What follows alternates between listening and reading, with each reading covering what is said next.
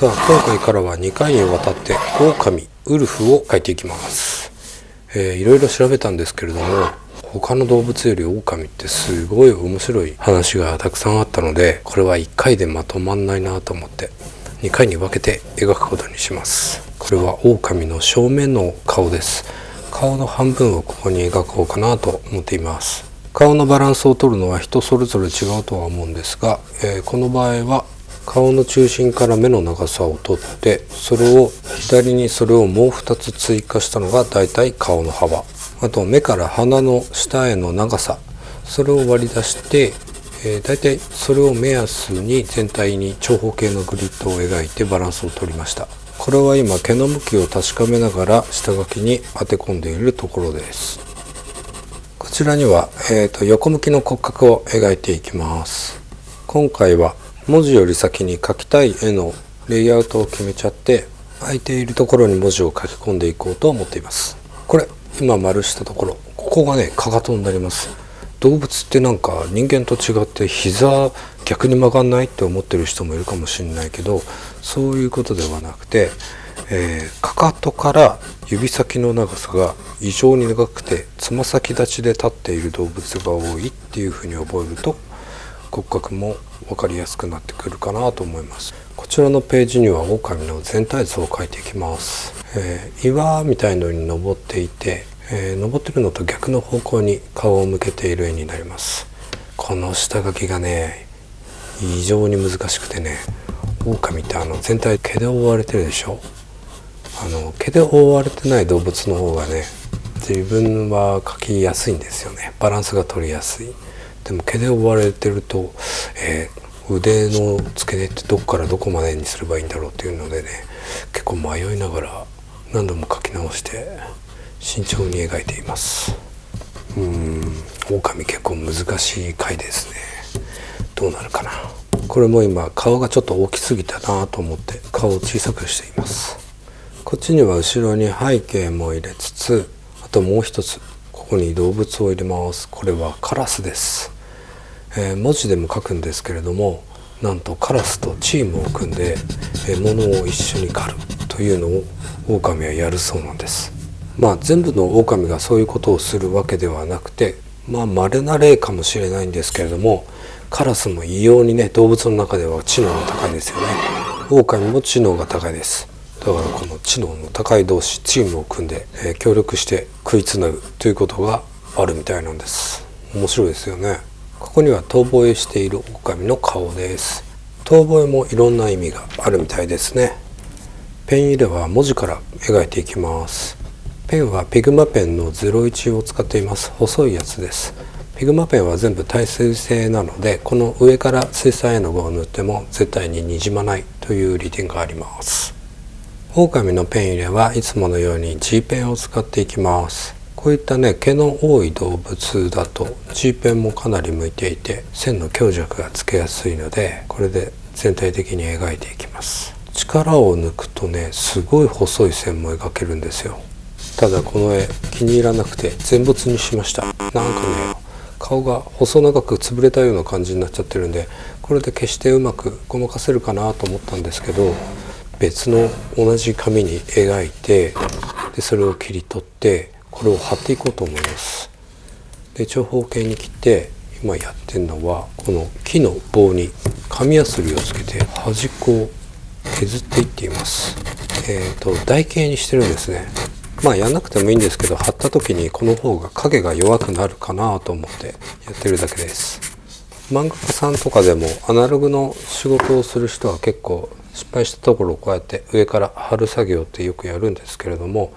それはね編集さんだとかにね原稿を渡した時にね、後でこの境界線貼ったところが分かんないように白で潰してくれって言うと分からなくなります。印刷物を作るには別に何の問題もない作業で、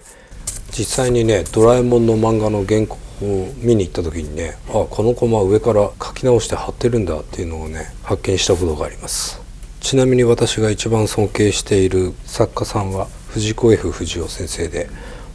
幼少期の私を育ててくれたっていうのもあるんですけれども、漫画を描く勉強量と知識量、何よりも情熱が半端ない。それから絵は全体的にシンプルに描いてるんですけれども、絵っていうのは細かく写実的に描けば見る人は何が書いてあるのかって分かりますよね。だけどなるべくシンプルに見やすく何が書いてあるのかっていうのを伝える技術っていうのはイラストレーターにとってはかなり必要な技術なんですよ。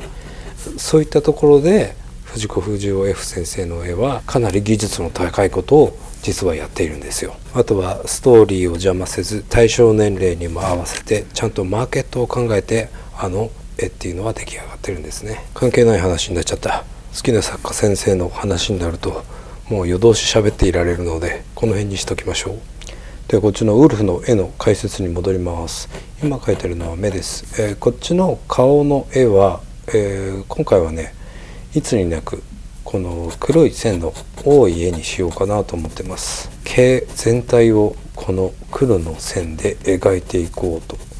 少しね重くなりそうだったんであえてウルフっていう文字は今回はシンプルな書体にしました。重たい絵の近くに重たい文字があると単純にバランスが悪いということになりそうだったのでこの斜線で毛を表現していくんですけれども、鼻筋だとか眉間とかそういう部分は毛は短いです。だから毛の短いところは線は短くします。でふさふさに毛が長いところはこの線も長く描いていきます。あと気をつけるのはこの毛が毛穴からどっちの方向に向いて生えているのかなというところをいろんな写真を見ながら研究して描いているところです。リアルなタッチで動物を描くならばやっぱり下調べをする時間っていうのは結構必要ですよね。こういったところはちょっと長めの線でふさふさになるように、あとは若干少し毛束感みたいのも出せればいいかなと思いながら描いています。この辺はね毛束感はいらないんだけども、この端っこの部分ねどうしたら毛束感ちょっと見えるかなって、どこを描くにも、毛束感見えるようになれとか木に見えるようになれ動物に見えるようになれって思いながら念じながら描いています。よし頑張れ練り消し君。ここで細かい線を描くのに下書きがちょっと邪魔になって、描きづらくなったのもあるし下書きのバランスはもう取れているので下書きは消しちゃいます。吸い取り、これ右のページは、一応汚れないようにトレーシングペーパーをマスキングテープでつけています。さあどんどん今度は細い丸ペンで書き込んでいきます。一番気をつけるのは毛の長さと毛の向きです。それと毛の密集度かな。密集させると立体感が出てきます。さあ右のページの線画に入っていきます。一番手前の足から描いていきます。からいつものごとく目のあたりから書き込んでいきます。ここからは無音でお届けします。というのもいつもエアコンを切ってやってたんですけど、冬本番寒すぎてちょっとエアコンなしじゃ耐えられないので申し訳ないんですけど、書いてる時のカリカリした音はなしでお届けいたします。でもちょっとリアリティなくてやっぱ変だなと思ったらまた考えます。目の周りの、毛の部分は短めの毛なんでこうちょんちょんちょんと点に近いような短い線で描いています。足の部分なんですけど、これ書いてある足の上の部分あえて太い線にしているのはこの後ろに体が入ってくるので足の形がちゃんと分かるようにあえて線は少し太くしています。毛をふさふさこう描いている時は、影になるような部分に描き込んでいます。全体ふさふさしているんで全体に描いてもいいんですけど、そうするとちょっとのっぺりした絵になっちゃうと思うんですね。だからあえて光が当たるような部分はこの毛の表現を抜いています。で光が当たってる、体の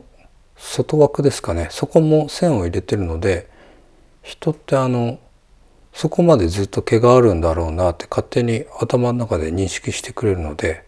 あえて全部描くことはないかなと思います。あとは色を塗ってみて足りないなと思ったら後からいくらでも足せるので描きすぎないようにしています。この地面というか岩の部分もあんまり描き込まないようにしています。あんまり書き込んで重くしちゃうと狼やカラスが引き立たなくなってしまうので、あえて抜いています。でこのカラスの羽の部分だとかも影になるような下の部分を重点的に線を入れています。ちなみにカラスって20以上の言葉を使い分けているようで、鳴き方によって仲間に危険を教えたりだとか、そういうふうによくコミュニケーションをとっているそうですよ。今は G ペンで際の部分、狼の際の部分をちょっと太くして狼自体を際立たせています。水彩画を塗った時にちょっと弱くなるかなと思ったので線を入れているとこです。ここはねなんかねちょっと違う差し色を入れてこう上からマスキングテープっていうかラベルみたいなのを貼っているようなデザインにしようかなと思っています。内容の項目分けという感じでしょうか。さあ練り消しくん頑張れ。練り消しもいろんなメーカーのをこれから使ってなんか比べてみようかなと思います。そこでねこれがいいよっていうおすすめがあったらまた情報提供しますね。さあここからは背景の下書きというか線を書き込んでます。この線は消しません。上から絵の具を塗った時にもうこの線が分からなくなるような薄さで描いています。なのでシャープペンの重さだけで描いているような状態です。狼が生息しているのはだいたい北半球の上の方、寒くなるような地域なので、背景には針葉樹林とあと雪山を描き込んでいこうかなと思っています。彩り前に細かいところ、線が足りないところを描き足しています。背中の方も色を濃くするから少し描き足しておこうかな。さあこんな感じでだいたい線画は終わりました。外はこんな感じ。標高560ぐらいの山の中に住んでいます。寒そうだなと思ったらいいねボタンとチャンネル登録ぜひよろしくお願いします。ぜひぜひ。さあ色を塗っていきます。今回も固形水彩使っていきます。まずは薄い茶色の部分、狼の色についてなんですけど、怖く描く時とか黒い狼を描いたりもするんですけど、本当は黒い狼っていうのはいないらしくて、純粋には灰色、茶色、白系でできてるみたいです。黒い狼っていうのは犬と交雑した時にだけ出る色だそうで、純潔な狼っていうのは黒はいないみたいです。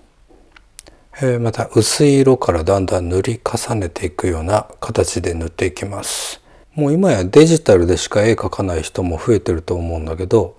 この水彩絵の具っていうのはデジタルに置き換えるとずっと蒸散をかけて色を塗り重ねているような感じかな。ちょっと絵の具濃すぎたなと思ったらティッシュで拭き取って調整しています。寒い地域にいる動物っていうのは筋肉の量だったり脂肪の量だったり毛の長さで寒さをしのいでいるので、案外骨って小さくて細いんだなという場合が多いですね。それでもこの狼っていうのは、案外出くわすとものすごくでかく感じるような動物で、最大で体長 2.1 メーターを超えるものもいるっていうんでかなりでかいですよね。リアルにもののけ姫みたいに背中に乗れちゃうかも。黙れ小僧。この背景木の部分を塗っていきます。これはホルベインの透明水彩で固形水彩ではありません。ホルベインのねこの色が気に入ってて、この色でぜひ塗りたいなと思ってチョイスしています。絵の具皿はこんな感じ。なんかドリドリだな。今回もやっぱ固形水彩と比べて分かったのは、ホルベインの透明水彩はムラが出やすい。固形水彩より粘り気があるので、濃いところ薄いところの表現が出しやすい。一方固形水彩っていうのはもう水ですごいサラサラしちゃうので、すごくムラもフラットに描けるなっていうのがあります。この雪山の部分は固形水彩の方で描いています。この雪山を描くときはオリジナルの山なんですけど、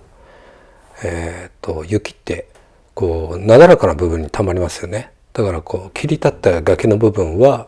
雪が残らないので、そういった部分を塗ろうと思って塗っています。で実際の景色もそうなんだけど、遠くにあるものって色が薄く見えるので、あえてそんなに塗り重ねないようにさらっと塗りました。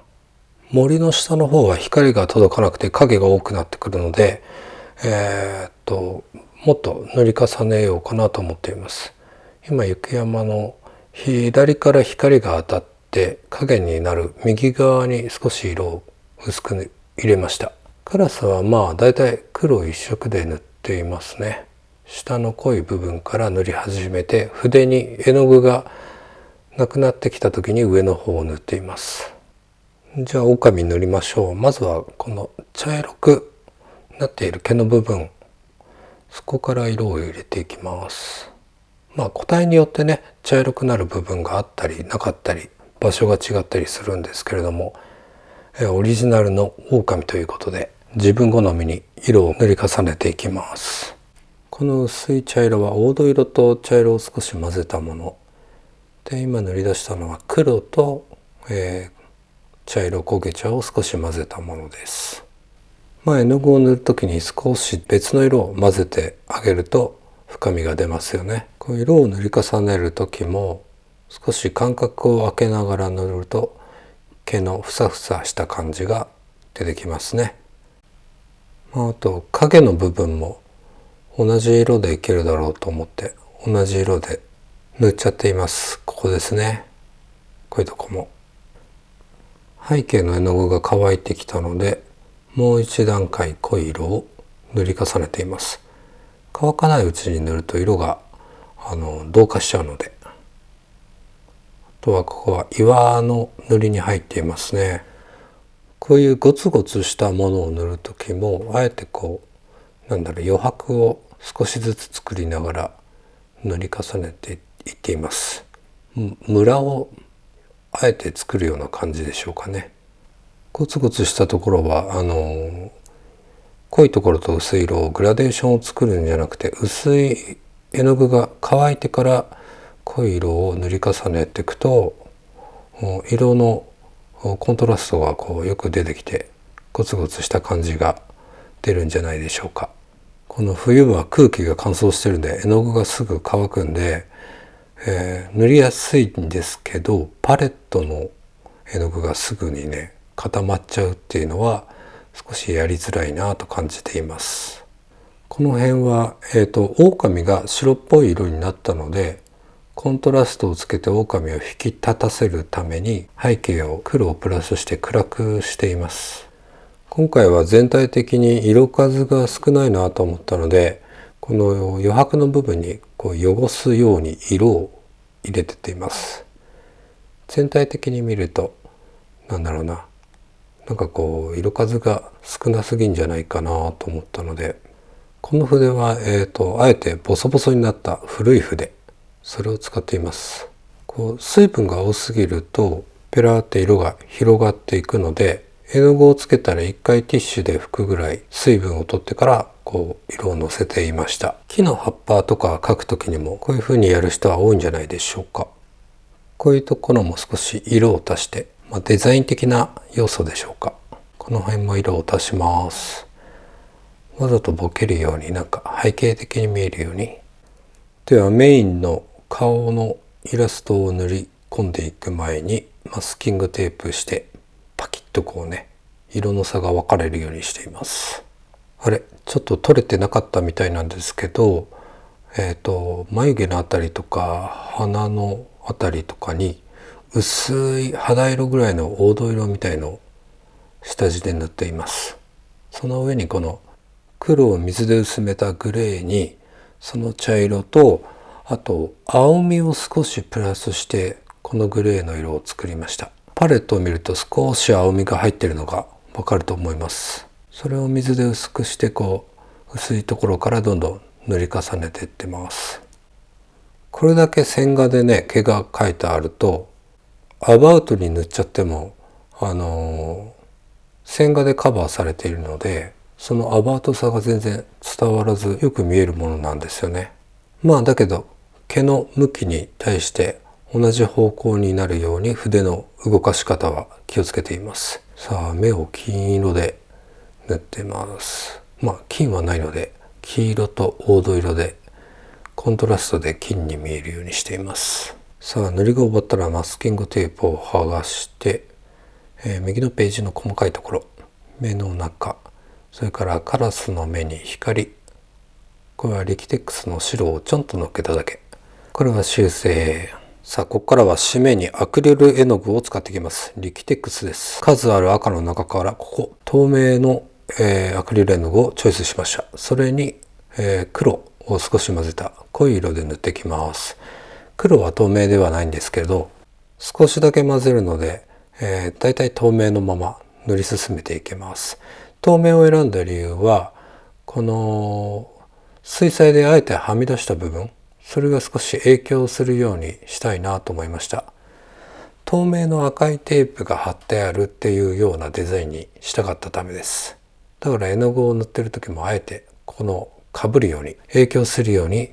塗っておきました。なんか文字の中にも少しムラを出して深みを入れたいなと思ったからです。昔は水彩じゃなくてアクリル絵の具よく使ってたんで、このリキテックスっていうのはかなり色数持ってるんですけど、その中で全部赤を別の紙に塗ってみて、イメージに一番近い赤を選びました。